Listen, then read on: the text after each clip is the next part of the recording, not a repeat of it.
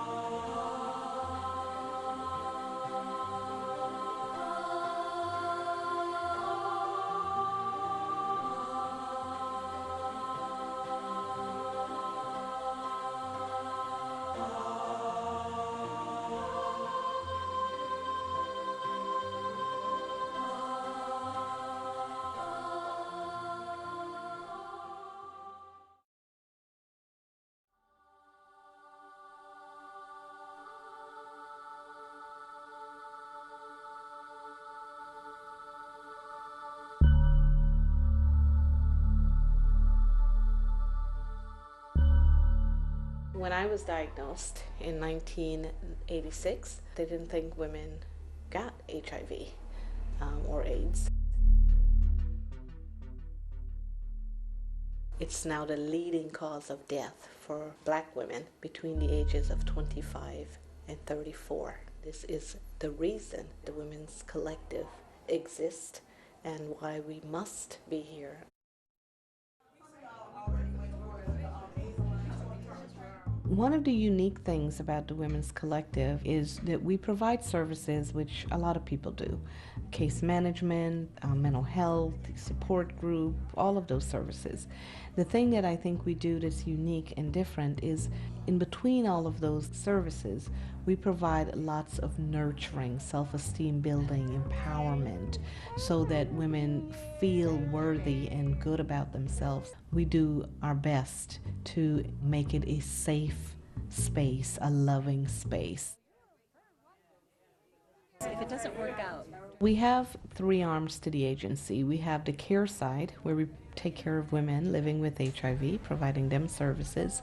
We have the prevention arm to the agency, where we get women tested, give them information, education, the tools to practice safer sex. And then we have an advocacy department in our agency.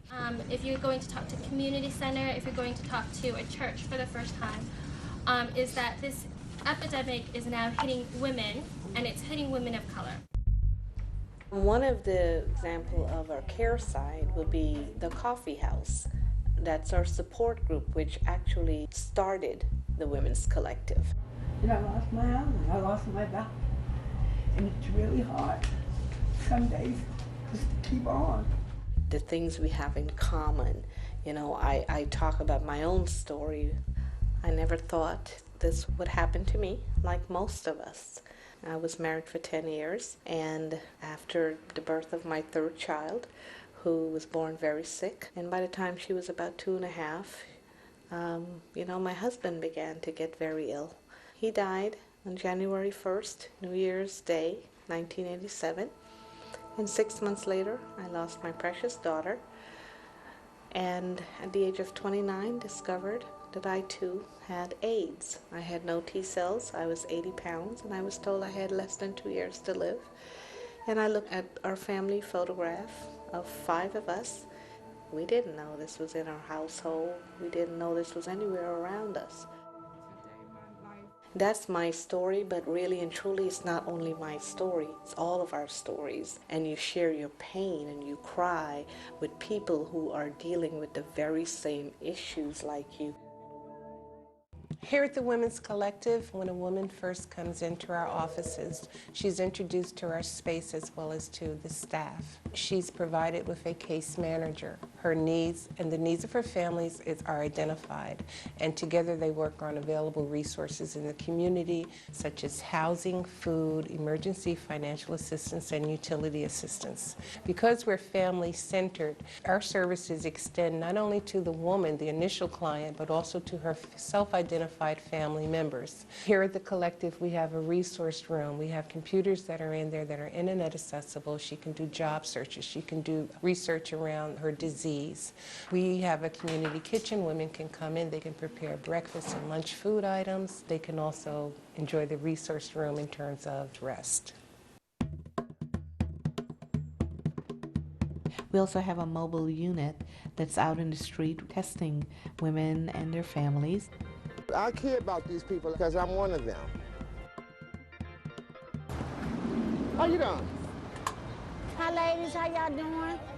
Our testers and our outreach workers are people who are from the community, who are like the community, some of them who are HIV positive. At first, when my husband died, I wanted to die, because I felt like I didn't know whether I gave it to him or he gave it to me, it was like that. And I just wanted to die. By coming to the Collective, with the case manager, I have to learn how to love myself.